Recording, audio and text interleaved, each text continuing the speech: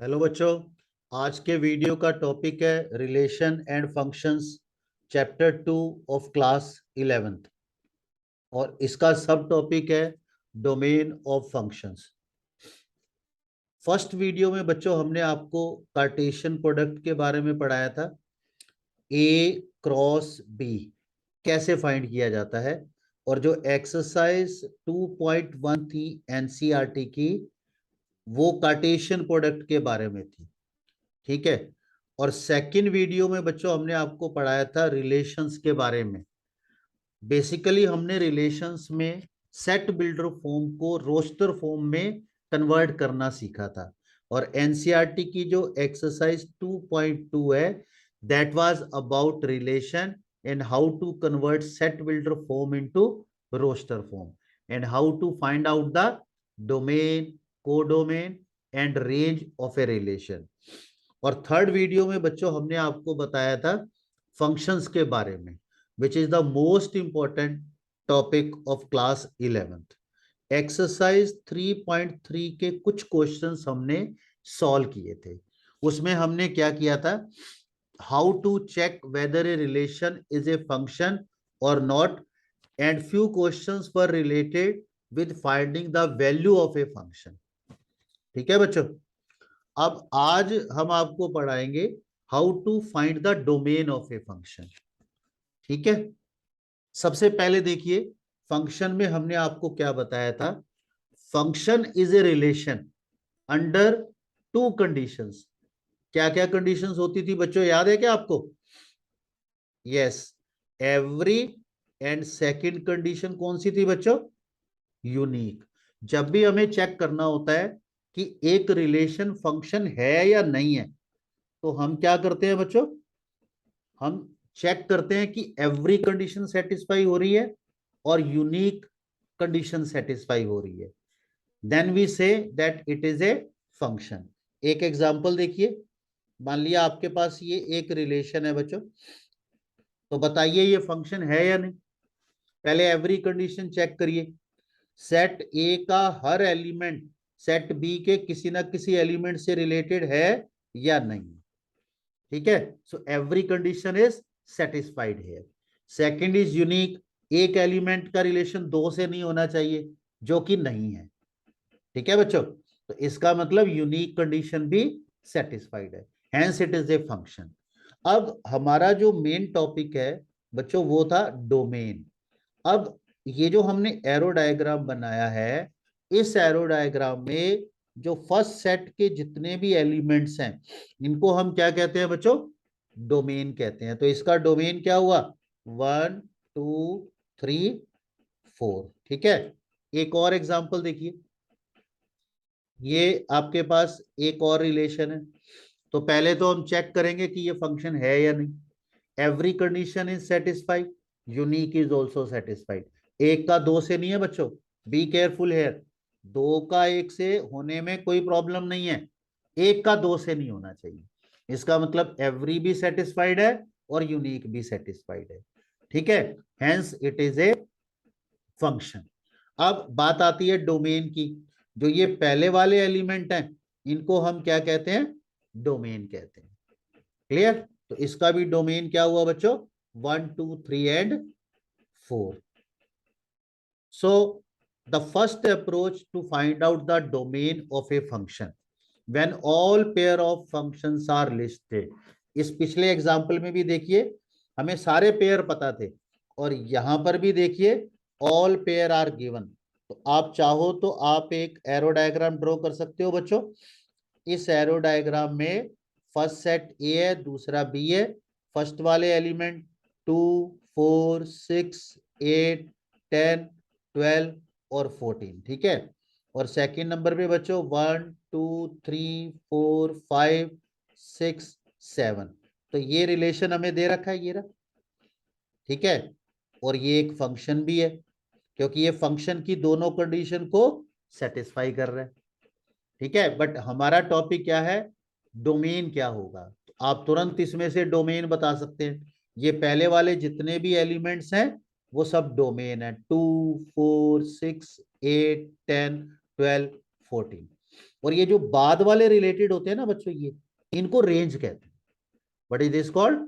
Range. But range हम अगले video में पढ़ाएंगे आपको डिटेल में, ठीक है बच्चों। बट यहां पर आपको एक बेसिक आइडिया हो गया कि पहले वाले एलिमेंट डोमेन है और बाद वाले जो रिलेटेड है वो सब रेंज है, ठीक है। And this is the first method to find out the domain, जब आपको सारे के सारे पेयर दे रखे हों। क्लियर? आगे बढ़ते हैं। Second, when function is represented by a formula. बच्चों हमने आपको लास्ट वीडियो में बताया था फंक्शन को रिप्रेजेंट करने के दो तरीके हैं। एक तरीका तो ये है जब सारे ऑर्डर पेयर दे रखे हो, और एक तरीका है with the help of formula.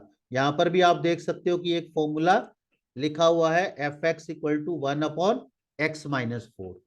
ठीक है, तो जब भी फॉर्मूला लिखा हो तो उसका डोमेन कैसे निकालना है वो मेथड सीखने के लिए पहले एक बार फिर इसका कॉन्सेप्ट क्लियर करते हैं। ठीक है, ये देखिए जरा, यहां पे एक जूसर है बच्चों, दिस इज ए जूसर। आप जूसर के अंदर क्या करते हैं? फ्रूट डालते हैं, फ्रूट। अगर आप यहाँ पे फ्रूट डालेंगे तो यहाँ पे आपको जूस मिलेगा, ठीक है। अगर आप इसमें ऑरेंज डालेंगे तो you will get orange juice. अगर आप उसके अंदर एप्पल डालेंगे तो you will get Apple juice. अब फंक्शन में भी बेसिकली क्या होता है बच्चों? फंक्शन के अंदर भी क्या होता है? एक इनपुट होती है, इनपुट यहाँ पे एक्स होती है, ठीक है, और एक क्या होती है? आउटपुट वाई होती है। यहां पर भी इनपुट क्या है बच्चों? फ्रूट इनपुट है, और आउटपुट क्या है? जूस है। और ये जूसर क्या चीज है? एक ऑपरेटर है, इसको ऑपरेटर बोलते हैं बच्चों। समझ आ गई बात? सेम वे फंक्शन के अंदर जब हम मैथमेटिक्स में डील करते हैं, मैथमेटिक्स में देखते हैं, तो फंक्शन में क्या होता है? एक इनपुट होती है जिसको एक्स कहते हैं, और एक यहां पर ऑपरेटर होता है जिसको हम क्या बोलते हैं? एफ। और यहां पे क्या होती है? एक आउटपुट होती है। तो आपको बात समझ में आ गई? ठीक है। अब यहां पर ये देखिए कि अगर मैं इस जूसर में फ्रूट की जगह पे अगर मैं पत्थर डाल दूं, स्टोन डाल दूं, stone, so will it work? क्या होगा अगर आप स्टोन डाल दोगे? क्या आपको कुछ आउटपुट मिलेगी? क्या इसमें यहाँ आउटपुट आएगी? कोई आउटपुट नहीं मिलने वाली, है ना। वो पत्थर इसको क्या करेगा? मशीन को खराब कर देगा। आई बात समझ? इसका मतलब इस जूसर में हम सिर्फ रेलेवेंट चीजें ही डाल सकते हैं, मीनिंगफुल चीजें डाल सकते हैं जिससे हमें कुछ आउटपुट मिले। हम पत्थर नहीं डाल सकते, हम इसमें वुड नहीं डाल सकते, है ना। सेम वे मैथमेटिक्स में भी ऐसा ही होता है। When you are finding out the domain of a function, domain का मतलब इनपुट, इनपुट और डोमेन एक ही बात है बच्चों। यहाँ पे डे टू डे लाइफ में हम इनपुट बोलते हैं, और मैथमेटिक्स में हम इसको क्या बोलते हैं? डोमेन बोलते हैं। यहाँ पे ये जूस आउटपुट थी, ये क्या था? आउटपुट था। और यहां हम आउटपुट को क्या बोलते हैं? रेंज बोलते हैं। आई बात समझ में? जैसे हम जूसर के अंदर सिर्फ मीनिंगफुल चीजें डाल सकते हैं, ऐसे ही मैथमेटिक्स में फंक्शन में भी एक्स की जगह पे हम सिर्फ मीनिंगफुल चीजें ही डाल सकते हैं, ठीक है। अब वो ऐसी कौन सी चीजें होती हैं जो मीनिंगफुल नहीं होती? यहां पे क्या था? फ्रूट्स के अलावा बाकी सब चीजें मीनिंगफुल नहीं थी। आप पत्थर नहीं डाल सकते, तो इसके अंदर वुड नहीं डाल सकते। मोबाइल डाल दोगे क्या इसमें? नहीं डाल सकते, ठीक है। जैसे यहां पर हमें पता चल गया था कि क्या चीज मीनिंगफुल है, ऐसे मैथमेटिक्स में हमें देखना है कि हम एक्स की जगह पे ऐसी कौन सी चीज डाल सकते हैं जो मीनिंगफुल है, ठीक है। और जो डाल सकते हैं उसको हम क्या कहते हैं? डोमेन कहते हैं। अब आपको ये बात समझ में आएगी कि how to find out the domain when function is written in the form of a formula. आपके पास ये एक फॉर्मूला लिखा हुआ है, ठीक है। फंक्शन जो है वो real number two real number है। यहां भी रियल नंबर है इनपुट में, यहां भी रियल नंबर है। इस इनपुट को हम एक्स बोलते हैं। अब पॉइंट ये है कि हमने यहां देखना है कि ये जो infinite number of real numbers यहां पर हैं, इसमें कौन सी चीज मीनिंगफुल है और कौन सी मीनिंगफुल नहीं है, जब हम इसकी फंक्शन की बात करेंगे, इस फंक्शन। समझ आ रही है बात? मान लो आपने यहाँ पे x की जगह पे 1 डाला, तो आपके पास आंसर आएगा बच्चों f1 इज इक्वल टू 1/1 - 4 1/-3। तो आपके पास आंसर आ गया। ठीक है, ऐसे ही अगर आप 2 डालोगे तो भी कुछ आंसर आएगा, 3 डालोगे तब भी कुछ ना कुछ आंसर आएगा। बट जैसे ही आप यहाँ पे 4 डालोगे तो क्या होने वाला है, 1/4 - 1/0। और बच्चों 1/0 कुछ होता है क्या? क्या होता है बताइए? 1/0 इज नॉट डिफाइंड। इसका मतलब अगर आप यहां पर x की जगह पे 4 डालेंगे तो आपको यहां पर कुछ भी मीनिंगफुल नहीं मिलने वाला। इसके अलावा आप कुछ भी डालिए, यहां पे कुछ भी डालिए, -इन्फिनिटी और इन्फिनिटी के बीच में ऑल रियल नंबर, आपको कुछ ना कुछ आउटपुट मिलेगी। समझ आई बात? तो इसके अंदर कौन सा ऐसा पॉइंट है जिसपे आपको कोई आउटपुट नहीं आया? वो 4 है। आई बात समझ? तो इसका मतलब ये हुआ कि इनपुट में आप 4 के अलावा कुछ भी डाल सकते हैं, ऑल रियल नंबर एक्सेप्ट 4। तो इसका डोमेन क्या हुआ बच्चों? All real number except 4। ठीक है, तो पहला नियम सुन लीजिए डोमेन निकालने का। वो ये है कि जब भी आप किसी रैशनल फंक्शन की बात करेंगे, अब रैशनल का मतलब क्या है? एक पॉलिनोमियल ऊपर लिखा होगा, एक पॉलिनोमियल नीचे लिखा होगा, तो डिनोमिनेटर में 0 नहीं आना चाहिए। आपको वो x की वैल्यू जिनको पुट करने से डिनोमिनेटर में 0 आ रहा है उनको छोड़ना है, क्योंकि वो रेलेवेंट नहीं है। जैसे यहां ज्यूसर में आप पत्थर नहीं डाल सकते, वैसे यहां फंक्शन में पत्थर कौन सी चीज है? पत्थर है x इक्वल टू 4, क्योंकि अगर आपने x की जगह 4 डाला बच्चों तो 1/0 नॉट डिफाइंड आंसर मिलने वाला है। आई बात समझ? तो पत्थर क्या हुआ? x की वो वैल्यू जिससे अपोन में 0 आ जाए, नंबर 1। ठीक है, अभी हम इसकी प्रैक्टिस भी करेंगे। अब एक और क्वेश्चन देखिए जरा। एक पत्थर तो होता है अपोन में 0, दूसरा पत्थर क्या होता है देखिए, आपके पास एक और फंक्शन है f(x) इक्वल टू √x-1। यहाँ पे x क्या चीज है? इनपुट है। और जब x को यहां पुट करेंगे जो आंसर आएगा वो आउटपुट है। आई बात समझ? मान लो मैं यहां पर x की जगह पे कोई भी वैल्यू डालता हूं, मान लो मैंने 1 डाल दिया, आप यहाँ पे x की जगह 1 डालो, f(1) इक्वल टू √1-1 0। तो आपको कोई रेलेवेंट आउटपुट मिली या नहीं मिली? मिल गई। 2 डालिए, अगर 2 डालेंगे 2-1 तो कितना आया बच्चों? √1 दैट इज 1, तब भी आंसर आ गया। इस तरह से आप कोई भी नंबर डालिए आपके पास आंसर आ रहा है। अब जरा एक केस और देखो, x की जगह पे यहाँ पे 0 डालिए जरा, 0-1 √-1, और √-1 कुछ होता है क्या बच्चों? √-1 इज एन इमेजिनरी नंबर। और हम किसकी बात कर रहे हैं? हम जो फंक्शन पढ़ते हैं वो फंक्शन रियल वैल्यूड फंक्शन होता है, उसमें डोमेन भी रियल, कोडोमेन भी रियल, रेंज भी रियल, और हमारे पास आ गया इमेजिनरी। अब इमेजिनरी क्या होता है बच्चों? देखो, रूट में अगर -1 आ गया, इसका मतलब कोई ऐसा नंबर बताओ जिसका स्क्वायर करे तो आंसर -1 आए। तो ऐसा कोई नंबर रियल नंबर सिस्टम में तो नहीं है। बच्चे सोचते हैं -1, -1 का स्क्वायर करके देखो जरा कितना आता है? 1। 1 का स्क्वायर वो भी 1।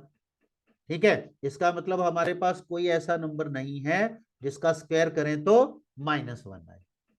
आई बात समझ? तो इसको क्या बोलते हैं? Imaginary number. इसका मतलब जब जब हम यहां पर x की कोई ऐसी वैल्यू डालेंगे, यहां अगर रूट में माइनस आया तो वो पत्थर माना जाएगा, क्योंकि आंसर ही नहीं आ रहा, हमारे पास रियल आंसर नहीं आ रहा। इसका मतलब ये हुआ कि ये जो रूट वाला नंबर है x-1 ग्रेटर देन और इक्वल टू 0, तो x ग्रेटर देन और इक्वल टू 1 होना चाहिए। इसका मतलब 1 से बड़े जितने भी नंबर हैं वो सब आप पुट कर सकते हो, 1 से कम नहीं कर सकते। आई बात समझ? तो इनपुट क्या हुई, 1 से लेकर इन्फिनिटी। 1 के साथ क्लोज्ड इंटरवल है बच्चों, यहां ध्यान रखना है। ग्रेटर देन और इक्वल टू मतलब 1 भी इंक्लूड है। आई बात समझ? तो ये हो गया इसका डोमेन। तो सेकंड नियम क्या हो गया बच्चों डोमेन निकालने के लिए, कि रूट वाला जो नंबर है वो हमेशा ग्रेटर देन और इक्वल टू 0 होना चाहिए। आई बात समझ? तो पहला नियम क्या हुआ बच्चों, एक्स की वो वैल्यू ढूंढनी है जिससे अपोन में 0 आ जाए, उसको छोड़ दो। ठीक है। सेकंड, वो वैल्यू ढूंढनी है जिससे रूट में नेगेटिव आ जाए, उसको छोड़ दो, बस। This is the method to find out the domain.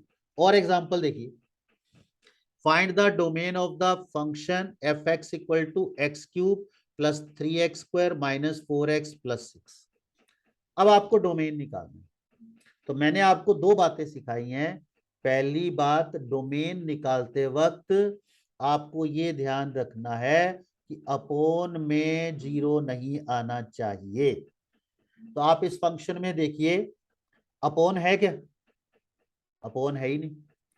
यहां पे सिर्फ क्या लिखा हुआ है, x cube plus 3x square minus 4x plus 6। Upon तो यहाँ है ही नहीं बच्चों। इसका मतलब अपोन वाला रिस्क तो खत्म हो गया। दूसरा, रूट में क्या नहीं आना चाहिए, माइनस नहीं आना चाहिए। तो यहाँ रूट है ही नहीं। इसका मतलब आप यहां पर x की कोई भी वैल्यू डालिए, आपके पास उसके करस्पॉन्डिंग वैल्यू मिलेगी। ठीक है। इसका मतलब यहां पर कोई पत्थर नहीं है। समझ आई बात? पत्थर क्या होता है, x की वो वैल्यू जिससे अपोन में 0 आए, रूट में नेगेटिव आए, कोई पत्थर नहीं है। तो डोमेन क्या हुआ, ऑल रियल नंबर। मतलब आप माइनस इन्फिनिटी टू इन्फिनिटी के बीच में कुछ भी पुट करिए, एवरीथिंग इज मीनिंगफुल। आई बात समझ? ये है बच्चों पॉलिनोमियल फंक्शन। तो इन फ्यूचर याद कर लो, पॉलिनोमियल फंक्शन का डोमेन रियल नंबर होता है। ठीक है। आगे बढ़ते हैं। नेक्स्ट क्वेश्चन देखिए। अब आपको इसका डोमेन निकालना है। तो अगर आपको दो बातें याद हो गई तो बहुत आसान है। पहली बात क्या देखना है, अपोन में 0 नहीं आना चाहिए। तो अपोन में क्या लिखा हुआ है, 4x प्लस 1, इसको 0 कर दो। 4x इक्वल टू क्या आएगा, -1। x equal to -1/4। दूसरे फैक्टर को 0 करिए, x minus 5 0, x equal to 5। इसका मतलब अगर आप x की जगह 5 करेंगे, अगर आप x की जगह -1/4 करेंगे तो अपोन में 0 आएगा। आई बात समझ? इसका मतलब फंक्शन डिफाइन नहीं होगा। तो कितने पत्थर हैं इसमें, दो। तो डोमेन क्या हुआ बच्चों, all real number except -1/4 and 5। आई बात समझ? ये पहला मेथड है। नेक्स्ट देखिए, फिर वही सेम क्वेश्चन, आपको पत्थर ढूंढने हैं। कौन है पत्थर यहाँ पे जिससे अपोन में 0 आए? तो x की जगह क्या वैल्यू आने से 0 आएगा बच्चों, एक तो 1 से आएगा, और एक किससे आएगा, -2 से, और एक किससे आएगा, इसको 0 करके देख लीजिए, 2x equal to 5, x equal to 5/2। ठीक है, तीन पत्थर है। इसको ब्रैकेट में करिए बंद, और ऑल रियल नंबर में से इसको हटा दीजिए, बाकी कुछ भी डालिए, कोई दिक्कत नहीं है। तो ये इसका डोमेन हो गया। ठीक है बच्चों, फिर आगे बढ़ते हैं। We have to find the domain. तो सबसे पहली बात तो इसके फैक्टर बनाएंगे। क्वाड्रेटिक एक्सप्रेशन है ये बच्चों। तो x square -7x -2x plus 14, इन दोनों में क्या कॉमन है बच्चों, x, x-7, फिर -2 x-7, फिर x-7 x-2। आई बात समझ?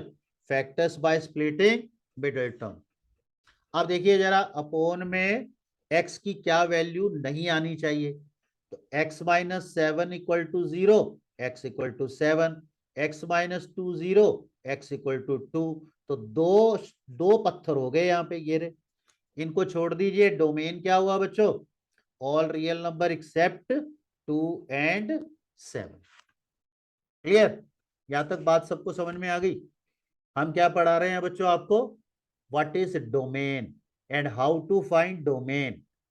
फंक्शन के अंदर जो x की वैल्यू होती है, जो इनपुट होती है, उसको हम क्या बोलते हैं? डोमेन बोलते हैं। ठीक है? And how to find out the domain. तो दो बातों का ध्यान रखना होता है बच्चों। अपोन में 0 नहीं आना चाहिए और रूट में नेगेटिव नहीं आना चाहिए। नेक्स्ट क्वेश्चन आप अपने आप करेंगे।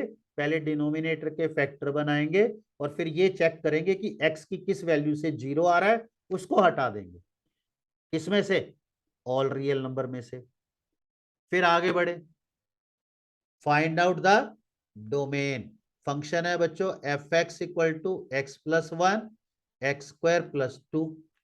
फिर चेक करिए डिनोमिनेटर में कुछ आ रहा है क्या? X square plus 2। अब अगर आप इसको 0 करेंगे तो क्या आप यहां से x की कोई वैल्यू निकाल सकते हैं बच्चों? रियल वैल्यू तो पॉसिबल नहीं है। x का स्क्वायर हमेशा क्या होता है? Positive. And positive plus positive 2 can never be 0। इसका मतलब इसके अपोन में कभी 0 नहीं आ सकता। 0 नहीं आ सकता मतलब इसके अंदर कोई पत्थर नहीं है। ठीक है? हम पत्थर के नाम से इसको याद रखेंगे। किसको? जब अपोन में 0 आएगा, रूट में माइनस आएगा। कोई पत्थर नहीं है, इसका मतलब डोमेन क्या हुआ? All real number.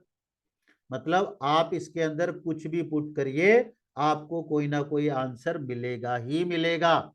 आई बात समझ?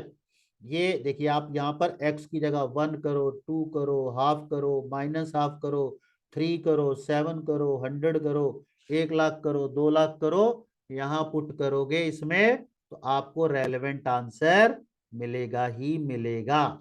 कोई ऐसी वैल्यू नहीं है जिसपे आंसर ना मिले। आई बात समझ? फिर आगे बढ़ते हैं। सेम पहले क्या करेंगे? डिनोमिनेटर के फैक्टर्स करेंगे बाय स्प्लिटिंग मिडिल टर्म, और फिर सेम वही देखेंगे कि x की कौन सी वैल्यू है जिससे आंसर 0 आ रहा है। ठीक है? और उसको छोड़ देंगे। अब नेक्स्ट आ जाइए, रूट वाले क्वेश्चन देखिए। तो मैंने आपको क्या बताया था? जब भी इसका डोमेन निकालना है तो इस रूट वाले नंबर को लिख दीजिए x माइनस 8 ग्रेटर देन और इक्वल टू 0। क्यों? सीधी बात है कि रूट में पत्थर क्या होता है जिससे आंसर नेगेटिव आ जाए। हमें क्या चाहिए? आंसर पॉजिटिव रहे। पॉजिटिव का मतलब ग्रेटर देन और इक्वल टू 0। तो x ग्रेटर देन और इक्वल टू क्या हो गया बच्चों? 8। इसका मतलब x की जो वैल्यू है 8 से लेकर इन्फिनिटी तक ले सकते हैं। इसको डोमेन बोलते हैं। आई बात समझ? अब अगर 8 से कम करेंगे तो क्या प्रॉब्लम आएगी, देखिए जरा। 8 से नीचे कोई नंबर बोलो आप, जैसे 7.9। यहां पुट करके देखिए, 7.9 माइनस 8, ये आ गया -0.1। अब रूट में आ गया -0.1। क्या हो गया फिर? ये तो आ गया इमेजिनरी। और हम बात किसकी कर रहे हैं? रियल की। तो इसका मतलब हमारे पास कुछ मीनिंगफुल नहीं आया। तो 8 से नीचे नहीं जा सकते। ठीक है? तो डोमेन हो गया बच्चों 8 टू इंफिनिटी। क्लियर? ये वाला क्वेश्चन भी सेम है। क्या करेंगे बच्चों बताओ? 3x प्लस 20 ग्रेटर देन और equal to 0, 3x greater than और equal to -20, x greater than और इक्वल टू -20/3। तो डोमेन क्या हुआ? -20/3 टू इंफिनिटी। ठीक है बच्चों? समझ में आई बात? मान लिया आपके पास एक फंक्शन लिखा हुआ है x-1 अपॉन x-2। एक दूसरा लिखा हुआ है under root of, under root में लिख रहे हैं बच्चों, gx equal to under root of x-3। क्या करते हैं इसके अंदर, क्या फर्क है? फर्स्ट वाले में तो क्या देखेंगे? अपोन में 0 नहीं आना चाहिए। और सेकंड वाले में क्या देखेंगे? रूट में नेगेटिव नहीं आना चाहिए। आई बात समझ? इसमें हमेशा ऐसे लिख के चेक करते हैं और इसमें रूट वाले में ग्रेटर देन और इक्वल टू 0 करके चेक करते हैं। ठीक है, I hope it is clear. फिर आगे बढ़ते हैं बच्चों, सेम क्वेश्चन है, आप अपने आप भी कर सकते हैं इसको।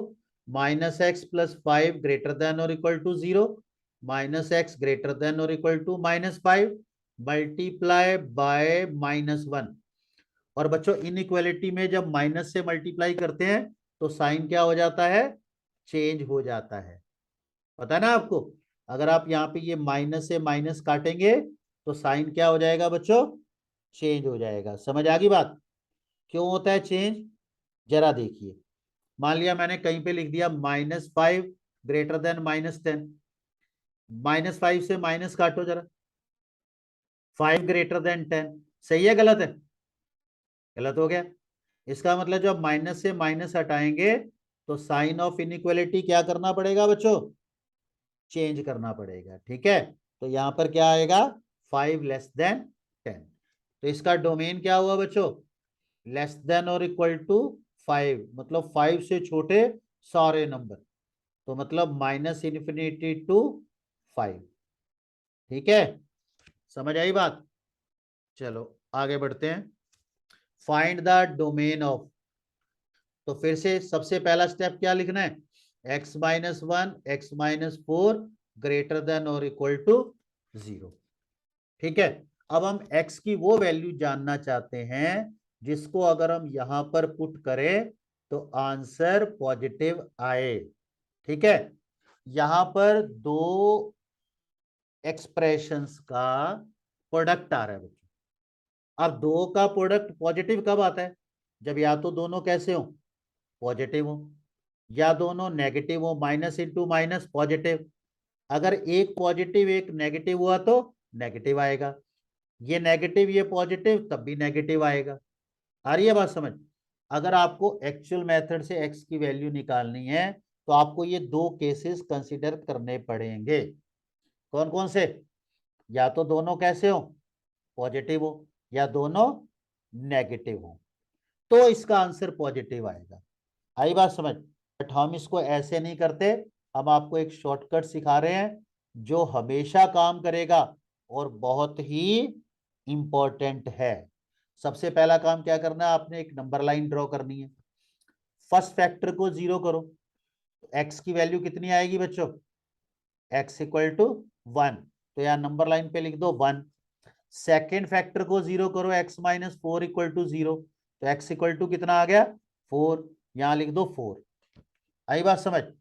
अब 4 से बड़ा कोई नंबर सोचो जैसे 5, और उसको यहां पुट करो, 5-1 5-4, तो कितना हो गया, ये भी पॉजिटिव ये भी पॉजिटिव, तो आंसर कितना आया बच्चों, पॉजिटिव आ गया। इसका मतलब अगर आप 4 से बड़ी वैल्यू लेंगे उसको यहां पे पुट करेंगे तो आंसर हमेशा कैसा आएगा बच्चों, ऑलवेज पॉजिटिव। आई बात समझ।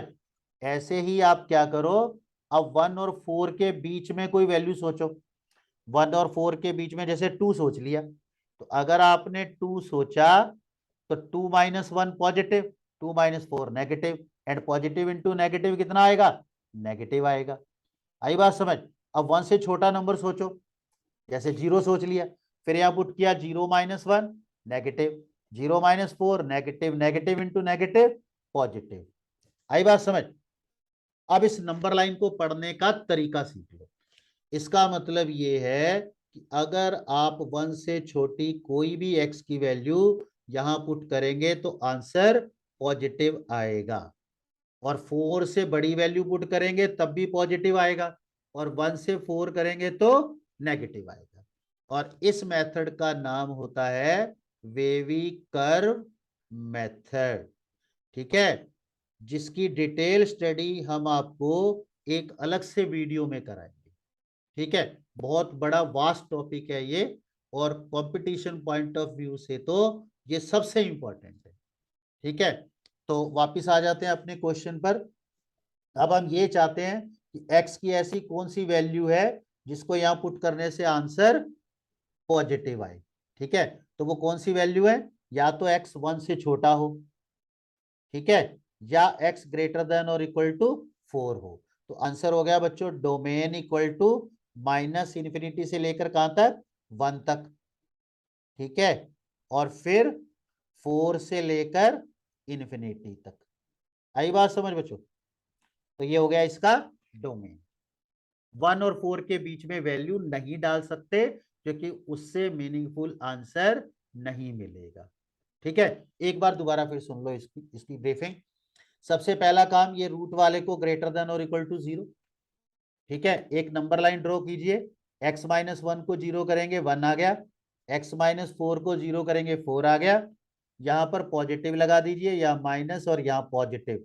हमेशा यहाँ पॉजिटिव नेगेटिव पॉजिटिव रहेगा बच्चों, अंडर द कंडीशन ये जो x के कोफिशिएंट हैं ये पॉजिटिव होने चाहिए। अगर पॉजिटिव नहीं है तो पहले उसको पॉजिटिव बनाएंगे। आई बात समझ? वो मैंने आपको बताया, अलग से वीडियो में सिखाया जाएगा। ठीक है, ये सेम क्वेश्चन है बच्चों, आप होमवर्क में करेंगे।